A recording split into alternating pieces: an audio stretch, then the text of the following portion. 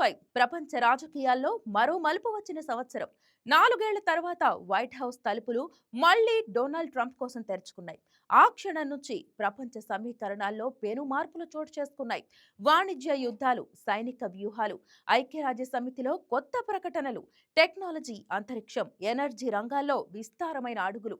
Super power America ప్రభావం మరోసారి ప్రపంచ మధ్యలో ముద్ర వేసింది. అమెరికా మాట అంటే ప్రపంచం వినే మాటగా మారిన ఈ యుగంలో ట్రంప్ నిర్ణయాలు ప్రపంచ వ్యూహాన్ని ఎలా మార్చేశాయి? ఆర్థిక అభివృద్ధి వెనుక ఏ వ్యూహం ఉంది? ప్రపంచం అమెరికాను ఎలా చూసింది? ఇవన్నీ కలిసి ఈ రోజు స్పెషల్ స్టోరీలో చూద్దాం.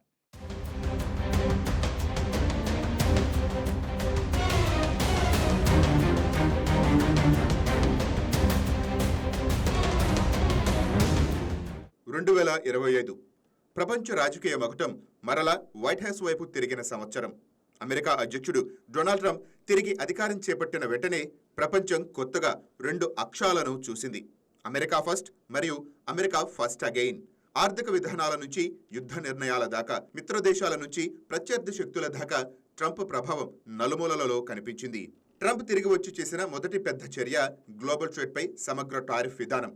అన్ని దిగుమతులపై 10% బేస్లైన్ టారిఫ్ అమలు చేయటం ప్రపంచ మార్కెట్లను కుదిపివేసింది.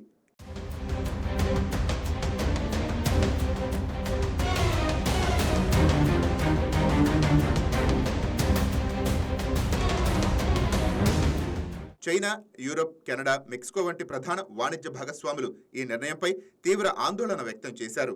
ఈ విధానం మేడ్ ఇన్ అమెరికాను ప్రోత్సహించిన వాణిజ్య యుద్ధాల కొత్త దశను తెరిచింది. నాస్డాక్, డౌజోన్స్ సూచీలు మొదట అన్ని గట్టి అస్తవ్యస్తానికి గురి అయ్యాయి. కానీ ప్రొడక్షన్, ఆయిల్, స్టీల్, ఎలక్ట్రానిక్స్ రంగాల్లో డొమెస్టిక్ ఇన్వెస్ట్మెంట్ పెరగటంతో మార్కెట్ మళ్లీ రికవరీ అయ్యింది.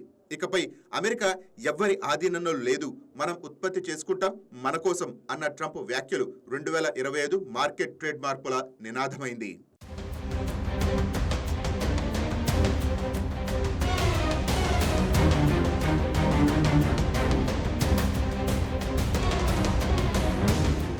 రెండు 2025లో ప్రపంచ డిప్లొమసీపై అమెరికా చిత్రం పూర్తిగా మారిపోయింది.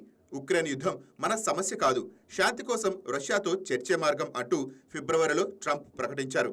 ఈ వ్యాఖ్యలతో యూరోపియన్ యూనియన్లో కలకలం చెలరేగింది. నాటో దేశాలు అమెరికా మద్దతు తగ్గుతుందా అనే భయంతో అజ్ఞాత గమ్యాన్ని చూశాయి. అలస్కాలో పుతిన్తో ట్రంప్ భేటీ, అంకరేజ్ ఒప్పందం పేరుతో పరోక్షంగా యుద్ధం డీఎస్కలేషన్ ప్రయత్నాలు మొదలు అయ్యాయి.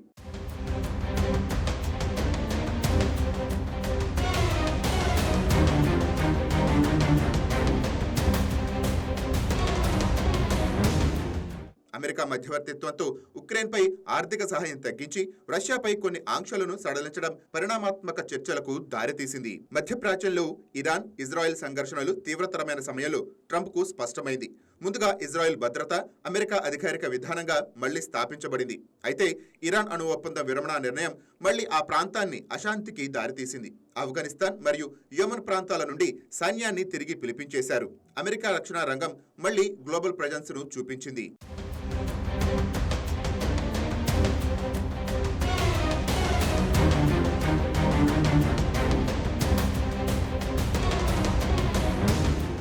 చైనా ప్రభావం పెరుగుతున్నప్పుడు ఇండో పసిఫిక్ లో అమెరికా నేవల్ కూటములు బలోపేతం చేసింది. జపాన్, ఆస్ట్రేలియా, ఇండియా, ఫిలిప్పీన్స్ తో కలిసి క్వాడ్ ప్లస్ అనే కొత్త రూపాన్ని ప్రకటించింది. దక్షిణ చైనా సముద్రంలో అమెరికా నావికా దళం టాకప్ మిషన్లు నిర్వహిస్తూ చైనా కదలికలను అడ్డుకుంది. తైవాన్పై దాడి అంటే ప్రపంచంపై దాడి అంటూ ట్రంప్ ప్రకటించారు. ఇది ఆసియా మార్కెట్లకు స్పష్టమైన సిగ్నల్ ఇచ్చింది. ఈ ఇండో పసిఫిక్ ఫోకస్ కారణంగా 2025లో అమెరికా చైనా సంబంధాలు అంతంత మాత్రంగానే మారినా వాణిజ్యపరంగా మాత్రం రెండు దేశాలు జాగ్రత్తగా సమతుల్యత దారిలో నడిచాయి. అమెరికా టెక్ రంగం 2025లో మళ్లీ పరిశ్రమల నాయకత్వాన్ని స్వాధించింది.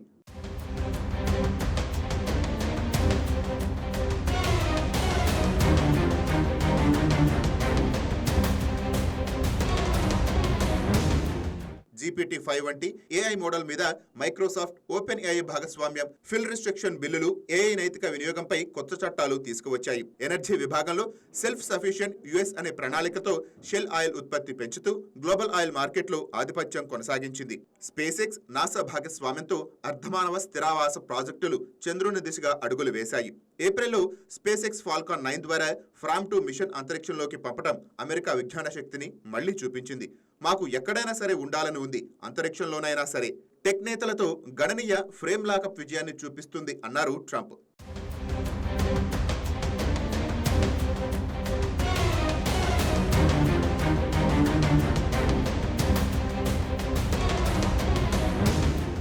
ట్రంప్ రెండో పదవీ కాల నేపథ్యంగా అమెరికా రెండు విధాలుగా అభివర్ణించబడింది. ఒకవైపు దేశీయోత్పత్తి, డిఫెన్స్ ఇండస్ట్రీ, ఎనర్జీ స్వాలంబన పెరిగిందని ఆయన అనుచరులు చప్పట్లు కొట్టారు. ఇంకోవైపు అంతర్జాతీయ మిత్ర దేశాలకు అమెరికా మద్దతు తగ్గిందని విమర్శకులు ఆందోళన వ్యక్తం చేస్తున్నారు. యూరప్లో అమెరికాపై విశ్వాసం తగ్గిపోవటం, ఆసియా మార్కెట్లో ట్రేడ్ అస్తవ్యస్తం, మానవ హక్కుల సంస్థ అభ్యంతరం ఇవన్నీ 2025లో ట్రంప్ ప్రభావంకు రెండు ముఖాలు చూపించాయి. 2025లో అమెరికా తన ఆధిపత్యాన్ని మళ్లీ పెంచింది.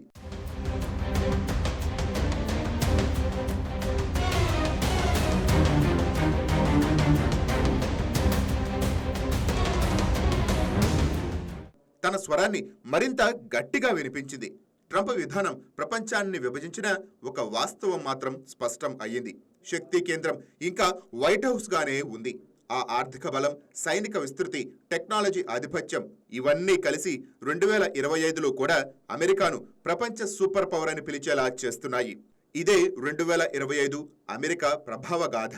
శక్తి, వ్యూహం, వివాదం కలిసిపోయిన యుగం కథ.